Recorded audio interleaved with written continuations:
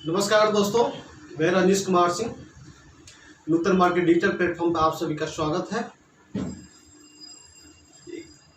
11 अक्टूबर जयप्रकाश जी का जन्मदिन है और उनके जन्मदिन के अवसर पे हमारे नूतन मार्ग के संपादक श्री चंद्रभूषण प्रसाद वर्मा जी, जो नूतन मार्ग के संपादक तो हैं ही, साथ ही अधिवक्ता भी हैं, जो छपरा के न्यायालय में अपना प्रैक्टिस करते हैं और साथ ही साथ वो एक साहित्यकार भी हैं। उनके बहुत सारे आलेख, कविताएं पत्र पत्रिकाओं में छपते आ रहे हैं और हाल ही में वो फणीश्वरनाथ रेणु पुरस्कार के लिए बिहार सरकार ने उनको नामांकन भी किया था और उनकी एक गीत पर्यावरण गीत के रूप में बिहार सरकार ने उसको टाइटल सॉन्ग के रूप में बनाया है। आज उन्हीं से हम चर्चा करेंगे जयप्रकाश नारायण जी के बारे में और जानेंगे कि जयप्रकाश नारायण जी के जो संपूर्ण क्रांति थी। एक बात और में है कि इन्होंने जयप्रकाश जी के संपूर्ण क्रांति में काफ़ी अग्रणी भूमिका निभाई है छपरा से। तो इनसे हम जानेंगे जयप्रकाश नारायण जी के प्रारंभिक जीवन के बारे में।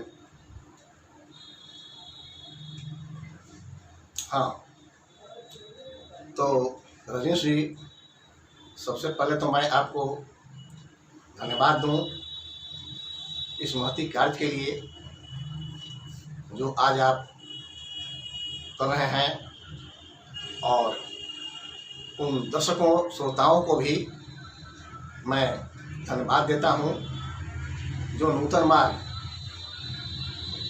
का निरंतर डिजिटल प्लेटफॉर्म पर दर्शन किया करते हैं। जैसा कि आपने जयप्रकाश नारायण जी के प्रारंभिक जीवन के विषय में मुझसे पूछा, तो सबसे पहले जयप्रकाश नारायण को मैं आज के दिन नमन करते हुए उनके प्रारंभिक जीवन की चर्चा प्रारंभ करता हूं। जयप्रकाश नारायण बिहार प्रांत के सारण जिले के सिताब दियारा ग्राम के लाला टोला में कायस्थ परिवार में 11 अक्टूबर 1902 ईस्वी को पैदा हुए थे। उनके पिता बाबू हर्षु दयाल जी और माता फूल रानी देवी थी। आम शिशु जब पैदा होता है तो उसके मुंह से आवाज़ आती है, लेकिन कहा जाता है कि जयप्रकाश जी जब पैदा हुए तो उनके मुंह से किसी प्रकार की कोई आवाज़ नहीं निकली। जयप्रकाश जी 4 वर्षों तक न कुछ बोलते थे न कोई हरकत करते थे। इससे माता बड़ी चिंतित रहती थी। अंत में हार थक कर माता पिता ने गांव के ही एक प्राथमिक विद्यालय में उनका नामांकन करा दिया। फिर क्या था, 5 वर्ष के थे जयप्रकाश बाबू, विद्यालय आने जाने लगे। इसी बीच मां सरस्वती की कृपा से उनकी कंठ फूट गई, आवाज निकल पड़ी। प्राथमिक विद्यालय में एक अच्छे छात्र के रूप में होकर उभरे जयप्रकाश बाबू। जब वहां से प्राथमिक शिक्षा पूरी की तो रिविलगंज में आए और मध्य विद्यालय की शिक्षा ग्रहण की। इसके बाद वे पटना कॉलेजिएट में अध्ययन किए और तब आगे की ओर अध्ययन के लिए बढ़े। सर, देश हित में उनके कार्यों पे कुछ चर्चा करेंगे। देखिए, जयप्रकाश बाबू एक ऐसे राष्ट्र सेवी रहे जिनका जीवन कई भागों में बटा है। पहला भाग गुलाम भारत में, जब देश पर अंग्रेजों का शासन था। आजादी के लिए जब गांधी का बिगुल बजा, जयप्रकाश जी उसमें कूद पड़े और आजादी के लिए लड़ते रहे। कई बार वे जेल भी गए। वे तो एक बार हजारीबाग जेल से फरार भी हो गए, चकमा दे करके। उन्हें बर्फ की सीढ़ी पर अंग्रेजों द्वारा सुलाया गया, फिर भी जीवट के व्यक्ति जयप्रकाश बाबू का बाल बांका नहीं हुआ। आजादी की लड़ाई में उनका योगदान काबिले तारीफ रहा। और एक दूसरी आजादी, आजाद भारत में, जब तत्कालीन कांग्रेस की सरकार श्रीमती इंदिरा गांधी की अगुवाई में चल रही थी, उस समय आपातकाल लागू की गई, आंदोलन भड़का। उस समय भी जयप्रकाश बाबू ने लड़ाई लड़ी। व्यवस्था के, सत्ता के विरोध में बिहार से लेकर दिल्ली तक उनकी लड़ाई चली। मैं बताऊं, आपातकाल जब लागू हो गए तो नागरिकों के मौलिक अधिकार समाप्त किए जाने लगे।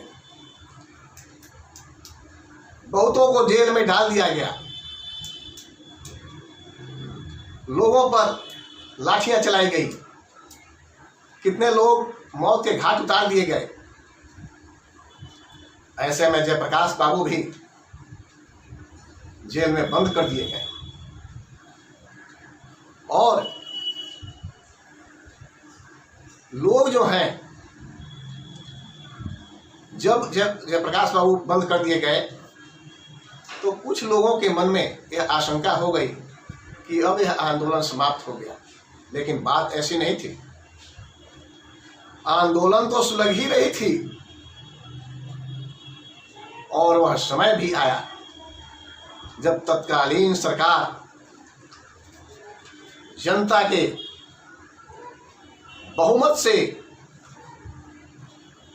बहुमत के आगे धराशायी हो गई और एक नई सरकार सत्ता में दाखिल का भी हुई।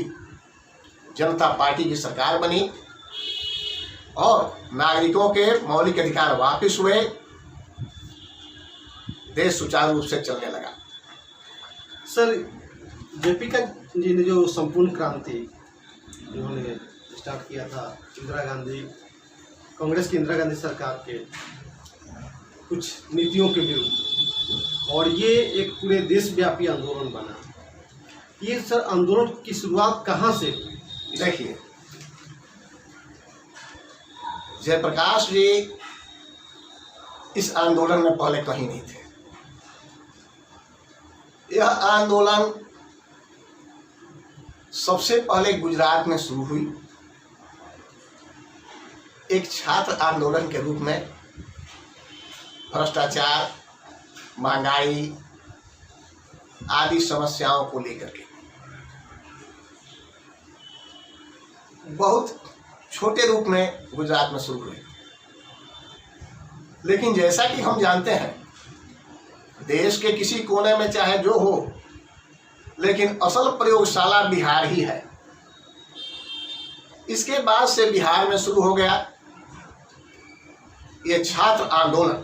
सबसे पहले छात्र आंदोलन कहीं भी जन आंदोलन का रूप नहीं था। वहाँ भी छात्र आंदोलन ही था गुजरात में, और बिहार में भी छात्र आंदोलन ही था। छात्र आंदोलन हुआ और उन्हीं समस्याओं को लेकर के, जिन समस्याओं को लेकर के गुजरात में आंदोलन शुरू हुआ।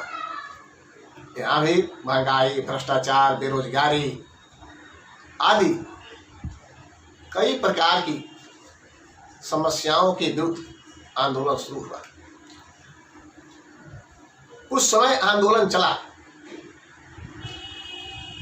और फिर 5 जून 1974 को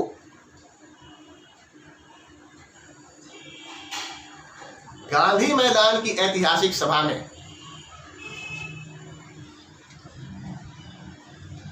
छात्र नेताओं के द्वारा जयप्रकाश जी को आग्रह करके इस आंदोलन में आने को बाध्य किया गया। तब जयप्रकाश जी इस आंदोलन में आए और उसी 5 जून 1974 को गांधी मैदान में उन्होंने अपने भाषण में यह स्पष्ट किया कि अब यह जो आंदोलन है बिहार का, यह मात्र बिहार का छात्र आंदोलन नहीं रहा। अब यह आंदोलन जन आंदोलन के रूप में बदल गया और इस आंदोलन का मुख्य काम जो है वह संपूर्ण क्रांति के रूप में होगा। संपूर्ण क्रांति एक ऐसा क्रांति होगा जिसमें सभी प्रकार के बदलाव होंगे। दरअसल जयप्रकाश जी का संपूर्ण क्रांति का मतलब 7 क्रांतियों से था। उनका मतलब था कि संपूर्ण क्रांति केवल कहने की बात नहीं है, बल्कि 7 क्रांतियां उसमें छिपी हुई हैं। वो 7 क्रांतियां थीं: सामाजिक क्रांति, आर्थिक क्रांति, राजनीतिक क्रांति, शैक्षणिक क्रांति, इसके बाद से आध्यात्मिक क्रांति, बौद्धिक क्रांति और सांस्कृतिक क्रांति। ये 7 प्रकार की क्रांतियां मिलकर के संपूर्ण क्रांति बनती हैं। क्योंकि जयप्रकाश बाबू के प्रेरणा स्रोत गांधी और विनोबा थे। गांधी ग्राम स्वराज्य से जुड़े हुए थे, विनोबा भूदान से जुड़े हुए थे। सामाजिक गतिविधियों का इन पर काफ़ी प्रभाव पड़ा। इसलिए संपूर्ण क्रांति की धारणा, संपूर्ण क्रांति का सोच उन्हीं लोगों से मिला। ये 7 क्रांति मिलकर के संपूर्ण क्रांति हुई। सर, आप जयप्रकाश जी से कब मिले और संपूर्ण क्रांति में आप कैसे आए? जयप्रकाश जी से मैं कब मिला, तब मेरी उम्र मात्र 10 साल की थी। जब जयप्रकाश जी अपनी पत्नी प्रभावती देवी के साथ दाऊदपुर में, आज वर्तमान में जहाँ पर थाना है दाऊदपुर थाना, उसके ठीक पूरब में मेरा एक बहुत बड़ा मैदान था। वहीं पर जयप्रकाश जी भूदान के सिलसिले में किसानों और भूमिपतियों की सभा को संबोधित करने के लिए आए हुए थे। और इस सभा का आयोजन मेरे परिवार के, मेरे पिताजी, मेरे ताऊ, मेरे चचा एवं गांव के बड़े बुजुर्गों के द्वारा ये रखी गई थी। मैं यहाँ पर यह बतलाऊँ कि मंच बना हुआ था। आज की तरह मंच बड़े ऊंचे नहीं बने थे, बल्कि 5-6 चौकियों पर 2 चौकियां बिछा दी गई थीं और उसी पर जयप्रकाश बाबू, उनकी धर्मपत्नी प्रभावती देवी आई, विराजमान हुई और वहीं से उन्होंने अपना विचार भूदान पर दिया। मैं उस आयोजन में जयप्रकाश बाबू के प्रति स्वागत गान गाया था। जयप्रकाश बाबू मेरा पीठ थपथपाकर मेरी हौसला अफजाई किए। यह मेरा सौभाग्य था कि इतने महान राष्ट्रभक्त का सानिध्य मुझे मिला। मैं उन्हें नमन करता हूँ। सर, और दूसरी बात, मैं आंदोलन में कैसे जुड़ा। 18 मार्च 1974 मैं राजेंद्र कॉलेज का छात्र हुआ करता था। जब आंदोलन की शुरुआत हुई, आंदोलन की शुरुआत अचानक हो गई और 18 मार्च 1974 को हम लोग राजेंद्र कॉलेज से बाहर निकले। नारा लगाते हुए हम लोग आगे बढ़े, शहर में प्रवेश किए। छपरा लाठियां चली, बहुतेरे छात्र भागे, धरपकड़ हुई।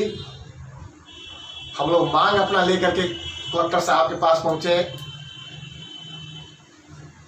हम लोगों ने ज्ञापन भी दी। बड़ी संख्या में छात्र है। मैं इस रूप में जुड़ा जेपी आंदोलन में। तब जयप्रकाश बाबू इस आंदोलन में नहीं थे। जयप्रकाश बाबू, जब ये घटनाएं बिहार में घटी छात्र आंदोलन से, तब छात्र लोग गए और उनसे आग्रह किए कि आप इसमें शामिल होइए, आप इसका मार्गदर्शन कीजिए, इसका नेतृत्व कीजिए और आगे इस आंदोलन का आगे बढ़ाइए। अच्छा सर, संपूर्ण क्रांति में जो आप बताया कि 7 क्रांतियों का एक समूह है, तो आज की परिस्थिति में जयप्रकाश जी का संपूर्ण क्रांति कितना सफल है? क्योंकि बिहार की राजनीति में उन्हीं के 2 शिष्य का है एक तरह से, जो कि उनके आंदोलन में सक्रिय रूप से भाग लिए। एक है लालू प्रसाद यादव, दूसरा है नीतीश कुमार जी। ये दोनों सत्ता के, लालू जी 15 साल तक राज किए, लालू का परिवार, और नीतीश जी अभी वर्तमान में कर रहे हैं। कहाँ तक वो लोग उनके कार्यों को, उनकी संपूर्ण क्रांति के, उनके विचारों को आगे बढ़ाया? देखिए रजनीश जी, बात बिल्कुल सही है। संपूर्ण क्रांति के जो तब के लोग थे उस आंदोलन में सक्रिय, उसमें से सबसे पहले सत्तासीन हुए लालू प्रसाद यादव। लालू प्रसाद यादव जी को चाहिए था, जैसे मुख्यमंत्री बने, संपूर्ण क्रांति के कार्यक्रमों को आगे बढ़ाना चाहिए था उन्हें, लेकिन हुआ नहीं। जो काम उन्हें करना चाहिए था उसकी एक रत्ती भी उस समय शुरुआत हुई नहीं। होना चाहिए था कुछ, होने लगा कुछ, तो उस समय भी छूट गया। लंबी पारी उन्होंने खेली। इसके बाद नीतीश कुमार जी हैं। नीतीश कुमार जी भी जो है संपूर्ण क्रांति के पहलुओं को, मैं यूं कहूं कि अभी तक छूने में नाकामयाब रहे हैं। कुछ कोशिश हल्की सी हो रही है लेकिन जो चाहिए वैसा हो नहीं रहा है। आज भी गांव वैसे ही हैं, कोई खास बदलाव नहीं है। सड़कें कुछ बन रही हैं, बाजारों तक सामान पहुंच जा रहे हैं, बाजारों से गांव में पहुंच जा रही है सामान, लेकिन संपूर्ण क्रांति के ये 7 जो अंग हैं अभी अनछुए हैं। जरूरत इस बात की है, अब तो चुनाव का दौर है, जरूरत इस बात की है कि चाहे जो भी सरकार आवे उसको संपूर्ण क्रांति के लक्ष्यों को पूरा करने के लिए कदम बढ़ानी चाहिए। जैसा कि जयप्रकाश जी ने कहा भी था, संपूर्ण क्रांति का वर्णन करते हुए, जब चंद्रशेखर, पूर्व प्रधानमंत्री चंद्रशेखर जिस समय युवा तुर्क नेता थे और जयप्रकाश जी से मिले, उन्होंने कहा था, प्रश्न किया था जयप्रकाश जी से कि यदि एक पार्टी की सरकार को समाप्त करके दूसरे पार्टी की सरकार बना दी जाए तो क्या इससे क्या मिल जाएगा? तो जयप्रकाश जी ने कहा कि नहीं, सरकार चाहे जिसकी बने, विकास के लिए मेरा कहना यह है कि संपूर्ण क्रांति के ये आयामों को अपनाया जाए और सरकार उसे मदद करे। ऐसा सुन करके चंद्रशेखर जी बात को समझे और तब जयप्रकाश जी के साथ आ गए। तो इस लक्ष्य को प्राप्त करने के लिए प्रयास करने की अभी भी जरूरत है। सर, आप साहित्यकार भी हैं, इसलिए अंत में हम ये जानना चाहेंगे कि जयप्रकाश जी का साहित्य से क्या ताल्लुक था, कितना लगाव था?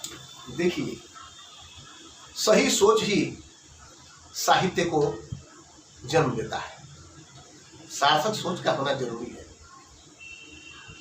जयप्रकाश जी को एक साहित्यकार के रूप में भी देखा जा सकता है। जिस समय जयप्रकाश जी रिविलगंज के मध्य विद्यालय में पढ़ते थे, उस समय कोई मजार होता था, विद्यालय के इर्द गिर्द ही था, और रिविलगंज स्टेशन यानी आज का गौतम स्थान उसी स्टेशन के आसपास था। वे छात्रों के साथ जाते और उस मजार को देखते। कुछ लोगों को देखते कि वहाँ पर आकर के फूल चाह रहा है, कुछ इबादत कर रहा है। उनके मन में कुछ ख्याल आई। आगे चल करके जब सयाने हुए तो उन्होंने एक कहानी लिखी, टामी पीर। उन्होंने एक कहानी लिखी, टामी पीर। और कहानी कोई 2, 4, 10 लाइन की नहीं थी, पूरे अखबार के 1/4 पृष्ठ के आसपास की कहानी उन्होंने लिखी और बहुत अच्छी कहानी थी। तत्कालीन उस समय के अंग्रेजों की चर्चा उसमें थी और वो बहुत ऊंचे दर्जे की कहानी थी। मैंने उस कहानी को प्रभात खबर में 2 बार पढ़ा था, 2 बार ये कहानी प्रकाशित हुई। और साहित्य की एक और मिसाल मैं दूं, जब जयप्रकाश जी जेल में बंद हो गए आपातकाल में, तो कुछ लोग यह कहना शुरू किए कि जयप्रकाश जी जहाँ रहे वहाँ विफल हो गए, भूदान में भी विफल हो गए, कांग्रेस में भी विफल हो गए, अब यह आंदोलन टाई फिस हो जाएगा। तो जयप्रकाश जी अपनी जेल डायरी में लिखा, जसलोक अस्पताल में तब भर्ती थे, लिखी उन्होंने एक कविता लिखी, सफलता और विफलता की परिभाषाएं भिन्न है मेरी। सफलता और विफलता की परिभाषाएं भिन्न है मेरी। लोग जिसे कहते विफलता थी शोध की वे मंजिलें, मंजिलें अति दूर, गंतव्य भी अति दूर। रुकता नहीं, थकता कहीं, और रुद्ध जितना मार्ग हो। इतिहास से पूछो, वर्षों पहले बन नहीं सकता प्रधानमंत्री क्या, परंतु मुझे तो कुछ और ही पथ मान्य थे। पथ क्रांति के, पथ त्याग के, बलिदान के, पथ संपूर्ण क्रांति के। जितनी मुझे लाइन अभी याद है उतनी मैं कह रहा हूँ, कुछ और इसमें पंक्तियां हैं। तो अब देखिए, एक ये भी कविता जो है उसी श्रेणी में आती है। और विशेष मैं क्या कहूँ, जयप्रकाश जी पर कुछ कहना, बहुत बड़ा ग्रंथ लिखना होगा। दिनकर ने कहा है जयप्रकाश जी के विषय में कि है जयप्रकाश वह नाम जिसे इतिहास समादर देता है जयप्रकाश वह नाम जिसे इतिहास समादर देता है, वह जिसके पद चिन्हों को उस पर अंकित कर देता है। कहते हैं उसको जयप्रकाश जो नहीं मरण से डरता है, ज्वाला को बुझते देख कुंड में कूद स्वयं जो पड़ता है। बच्चन जी ने भी एक बात कही थी, कुछ किए बिना किसी की जय जयकार नहीं होती, कोशिश करने वालों की कभी हार नहीं होती। इन्हीं वाणी के साथ, इसी विचार के साथ मैं जयप्रकाश बाबू को नमन करते हुए सत्सत विदा लेता हूँ और सदा उन्हें नमन करता रहूँगा। बहुत बहुत धन्यवाद।